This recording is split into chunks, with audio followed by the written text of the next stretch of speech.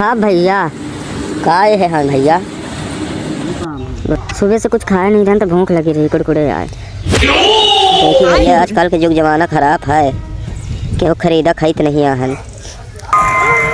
माने तो भैया ऊपर में लेकिन 5 आदमी ना हो।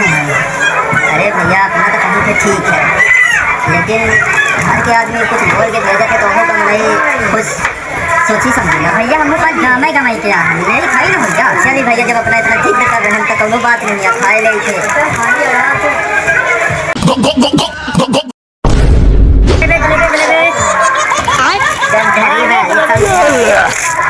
गुरमाही क्या कहते हो, कुछ दे खाया पिया ना पच पच समझावत।